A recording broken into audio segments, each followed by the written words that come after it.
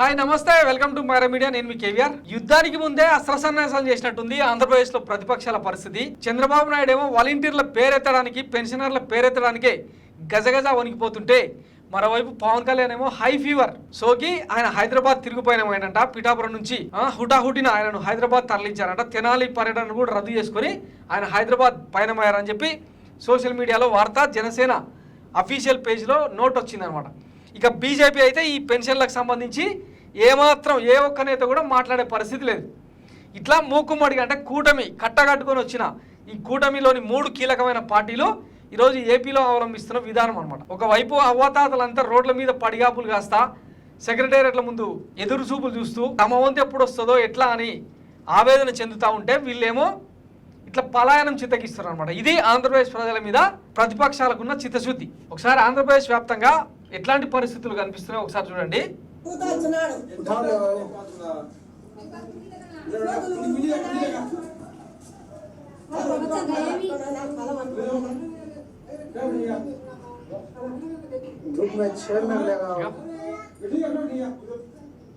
వణికిపోతూ కాళ్ళు చేతులు ఆడని వాళ్ళు ఇప్పుడు ఈరోజు సచివాలయాన్ని చూడాల్సి వచ్చింది 58 నెలల కాలంలో తొలిసారిగా.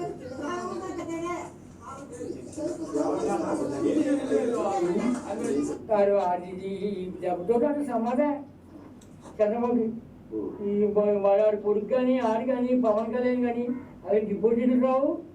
వాళ్ళు ప్రజలు ఈ ముసలో తగ్గుతుంది ఒకటి. సో ఇట్లా ఏపీ వ్యాప్తంగా ఇట్లాంటి పరిస్థితులు నెలకొన్నాయి అనమాట. సోస్ వచ్చి అంటే వడదెబ్బ తగిలి ఇట్లా ఉంటే వీళ్ళేమో ప్రతిపక్షాలేమో పలాయనం చిత్తగిచ్చినాయి అనమాట.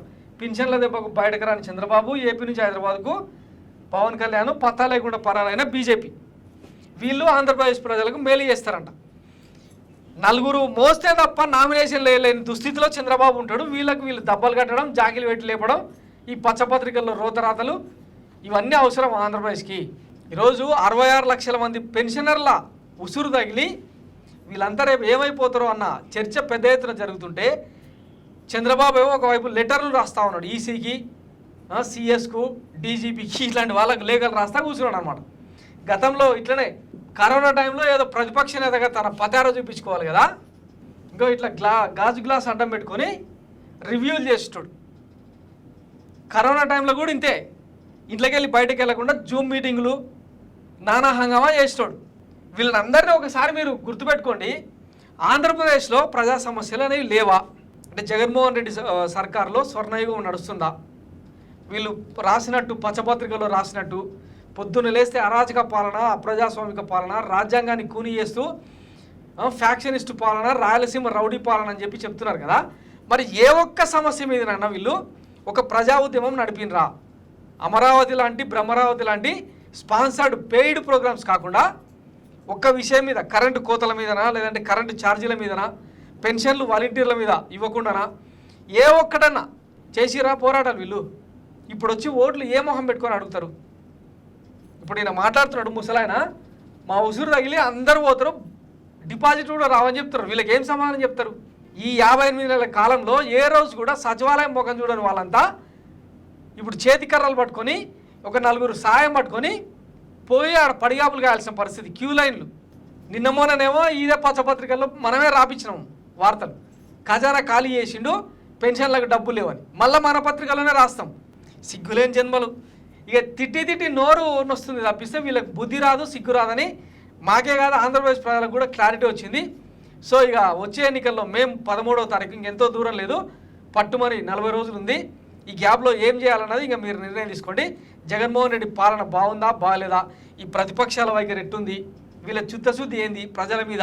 ఈరోజు రాష్ట్ర వ్యాప్తంగా ఇంత తీవ్రమైన ఇబ్బందులు ఎదుర్కొంటుంటే, ఆ వరదలు తర్వాత తుఫాన్లు వచ్చినప్పుడు చెప్తుంటారు కదా, ఈయన పవన్ కళ్యాణ్, చంద్రబాబు మా కార్యకర్తలను ఆదేశిస్తున్నాం, వాళ్ళు పోయి ఆదుకోవాలి, ఎక్కడికక్కడ సహాయక చర్యలు ఉధృతంగా చేపట్టాలి. మరి ఇప్పుడు ఎందుకు చెప్తలేరు? దాని గురించి అసలు మాట్లాడతలేరు కదా. లేఖలు రాస్తే సరిపోయిందా?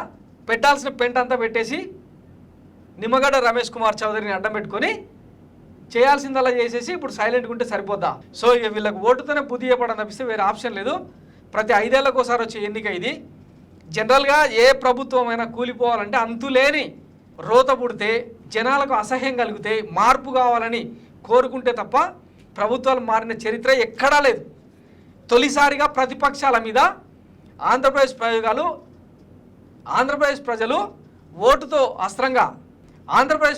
ఓటును అస్త్రంగా వాడబోతున్నారని రాజకీయ విశ్లేషణలు వినిపిస్తున్నాయి. చూద్దాం మరి ఎట్లాంటి తీర్పు వస్తున్నాయి. Thanks for watching Myra media. నేను మీ కేవీఆర్. Thank you.